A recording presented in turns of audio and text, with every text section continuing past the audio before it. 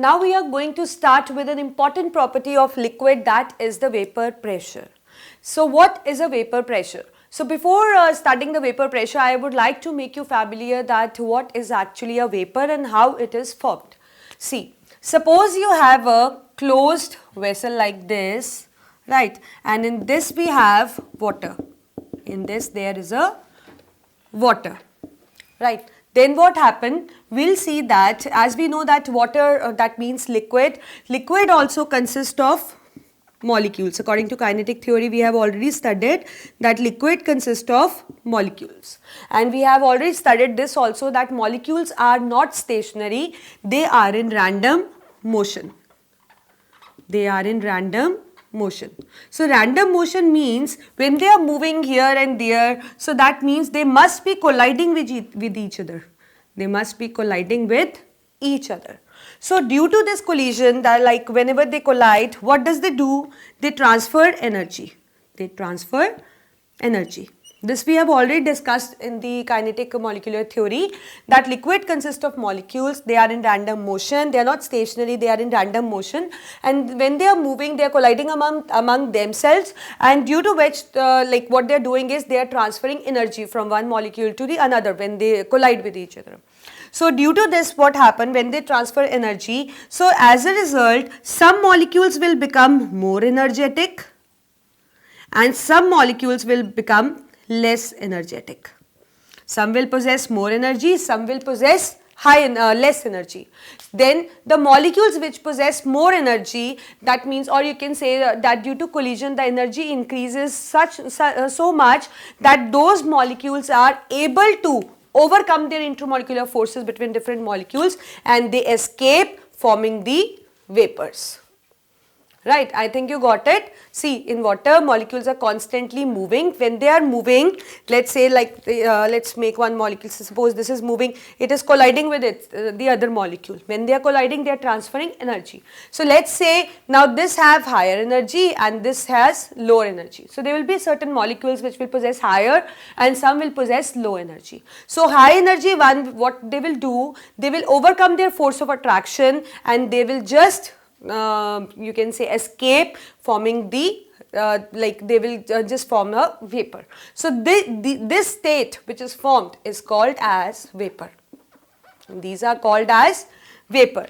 Now what happened that like if you keep the temperature constant,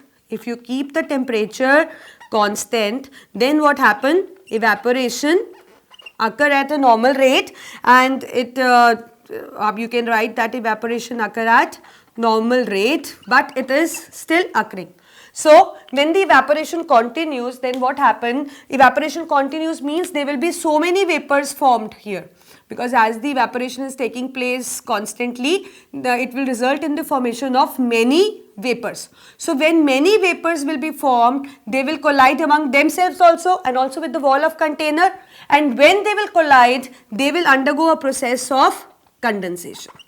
They will undergo a process of condensation. So that means earlier the evaporation was occurring, but when the vapor becomes sufficient in number, they collide with themselves also and also with the wall of container,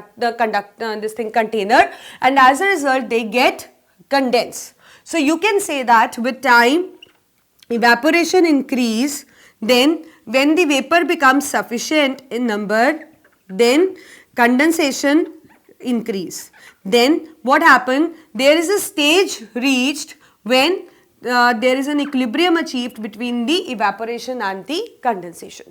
So that means number of molecules which are evaporating, which are escaping, is just equal to the number of molecules that are getting condensed. So at that point, at that equilibrium point, the pressure exerted by vapor in equilibrium with the surface of liquid is called as vapor pressure. So what is that? Vapor pressure is the pressure exerted by vapor in equilibrium with the surface of liquid, that is called as vapor pressure. So that means like what happens, evaporation starts, it goes on, but when the vapors become sufficient in number, then condensation start, and then there is a stage reached where the equilibrium is achieved. That means number of molecules escaping is just equal to the number of molecules that are getting condensed. So that is the equilibrium point, and that at that equilibrium point, the pressure exerted by the vapor in equilibrium with this liquid is called as vapor pressure. So now we are going to study more about the vapor pressure. First, what is the result? What is the after effect of the vapor pressure? It's that it results in cooling, or you can say as a consequence there is a cooling effect. Now why there is a cooling effect?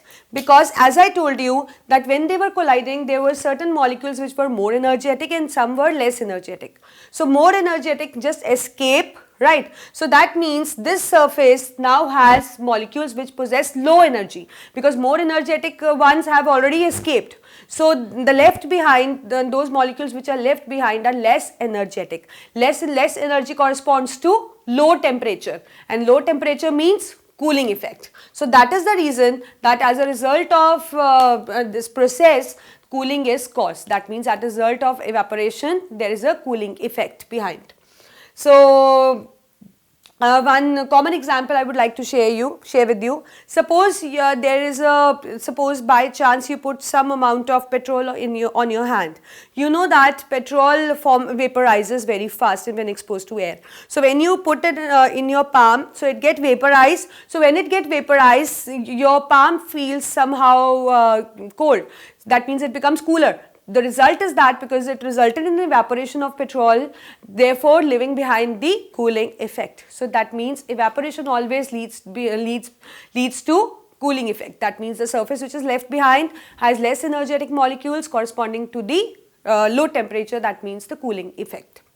Next, what we are going to study is the factors that affect the vapor pressure. One is the nature of liquid. One is the nature of liquid and other is the temperature. These are the two important factors which actually affect the vapor pressure. Nature of liquid, like when I say nature of liquid, I totally mean the intermolecular forces between the molecules. So if the intermolecular forces between the molecules will be high, then obviously vapor pressure will be less, because there will be less vapors formed. Again, see, if I say that force of attraction is very high, so that means there will be less space between them. Less space means slow motion, and when the motion will be slow, that means number of collisions are less. So that means the energy, the molecules are not so energetic, or not so many vapors are formed. So when there are not sufficient vapors present, so obviously where the vapor pressure is obviously going to decrease. So that means it depends upon nature of liquid. So that means intermolecular forces are high, so vapor pressure is going to less, because there will be less vapors formed. But if the intermolecular forces are weak, then more vapors are formed and the vapor pressure is obviously going to be high, because it is the pressure which is exerted by the vapor in equilibrium with the surface of liquid. Second factor is the temperature. So obviously you know that when the temperature is increased, intermolecular forces decrease, so therefore number of vapors will increase, and therefore increasing the vapor pressure. Let us explain you graphically. Let's say we have this thing, that is fraction of molecules, energy possessed by fraction of molecules with respect to temperature. So we see that, suppose we have a graph like this at temperature T1. So that means that with increase in temperature, the energy, the fraction of molecule possessing high energy just increase. So how many number of, you can say that here the molecules are going to show the evaporation process. Let's say this much, this E point. So that means the molecules which lie after E, that means this much region can actually vaporize. But if I increase the temperature, then this graph shifts down. It becomes like this. So that means, let us see that now how many molecules can actually vaporize. So it is again this much. So as you can see that number of molecules which can vaporize is increasing. So that means more vapors are formed, more vapors corresponds to higher vapor pressure. So these are the two factors which actually affect the the vapor pressure. Next we have is the boiling point. What is the boiling point? See, let's say this is my vapor pressure and this is the atmospheric pressure. This is the vapor pressure and this is the atmospheric pressure. So the amount of heat which is actually required, the amount of heat which I need to supply from outside, so that means amount of heat required to make vapor pressure equal to atmospheric pressure, that is called as boiling point. Let's say this is my vapor pressure and this is my vapor pressure and this is my atmospheric pressure. So amount of heat which I need to supply to make vapor pressure becomes equal to atmospheric pressure, that is called as boiling point. So there may be a chance that when the atmospheric pressure is less or when the atmospheric pressure is high, but always the vapor pressure is going to be less than the atmospheric pressure and you need to supply heat from outside. But this may happen, suppose if I say that atmospheric pressure is this much and vapor pressure is this much. So that means less amount of heat is required to make vapor pressure equal to atmospheric. But if I say this is my atmospheric pressure and this is my vapor pressure, so obviously you need to supply more heat to make vapor pressure equal to atmospheric pressure, and that heat which is required, that is called as boiling point. Now we have seen many applications of boiling point, like surgical instruments in hospitals are sterilized in autoclaves. They are sterilized in autoclaves where high temperature is being provided. Why is this so? See, when as I told you, external pressure is high and vapor pressure is less here. So that means obviously the boiling point increase. That means more heat is required. So that means boiling point increase in this case. That is why you need to use autoclaves for sterilizing the surgical instruments in hospitals. Second, on hills, what we see that pressure cooker is commonly used to cook food. That means the people who are living in Shimla or Kullu Manali, that means on hills, they actually make use of pressure cooker to cook vegetables even. Like when you are staying on a plain area, then if you need to make let's say any vegetable, right, let's say cauliflower or anything, so you can actually make in an open pan. But when we are staying on hills like Shimla or Kullu Manali, they prefer to use pressure cooker there. You know that what is the reason there? The reason is that we know that on hills the pressure is very low. On hills the pressure is very low. So that when the atmospheric pressure is low, so vapor pressure, this means less amount of heat is required to make vapor pressure equal to atmospheric pressure. So in that case boiling point is less. Boiling point is less. So that means you need a device like that which can actually cook food faster. So therefore we make use of pressure cooker there. Next we have is purifying the unstable liquids by distillation.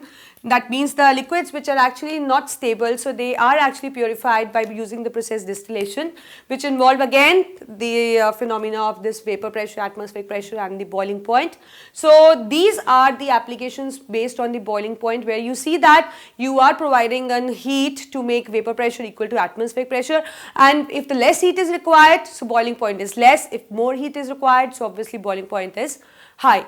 Now what is another definition? What is heat of vaporization? It is the amount of heat required to vaporize, or I say amount of heat required to change 1 mole of liquid to vapor at its boiling point. That means amount of heat which is actually required to change 1 mole of liquid into vapor, and it occurs at its boiling point. So this is what called as heat of vaporization. So I think you are familiar with the now you are much familiar with the topic vapor pressure. So you should know that actually what is vapor, how the vapor pressure is formed, and what is the vapor pressure, and when does you get to see a vapor pressure and when it increase or decrease, as we studied about the factors also. And moreover you should be aware of the boiling point and why this at certain places the boiling point is high and at certain places boiling point is low, and these are the applications, and this is the heat of the vaporization. So with this